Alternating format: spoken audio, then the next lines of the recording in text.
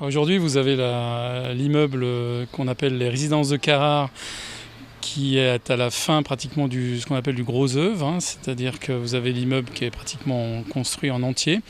Je rappelle que la ville de Lancy a un tiers en fait de cet immeuble, plus un petit morceau au rez-de-chaussée qui est le futur poste de police du petit Lancy. Ce bâtiment a pu voir le jour pour la ville de Lancy parce qu'elle possédait des droits à bâtir sur une parcelle sur laquelle on se trouve maintenant et qui donc ont été transférés dans ce bâtiment pour le construire. Et puis, une fois que cette parcelle était libérée, eh bien nous, ça nous a permis de construire un équipement public, en l'occurrence une maison de quartier. L'idée de cette maison de quartier, elle est née que dans le quartier, il n'y a rien en fait pour les jeunes. Et une association s'est créée, ce qui nous a fait d'ailleurs faire une maison de quartier provisoire pour démarrer ces activités-là. Et ensuite lancer un concours d'architecture sur cette parcelle, qui était un concours en un tour. Nous avions eu plus de 40 propositions. Et c'est un architecte genevois, donc le bureau BCR, qui a gagné ce concours. Depuis, les demandes de crédit ont été faites, etc.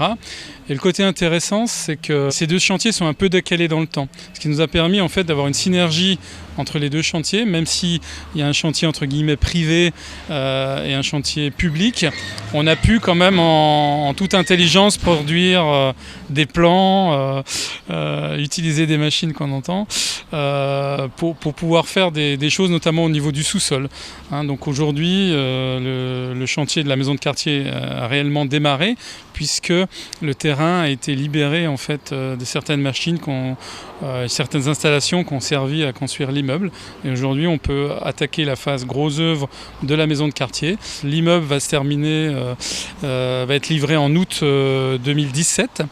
Et dans la foulée, on espère livrer pour l'automne 2017 la maison de quartier.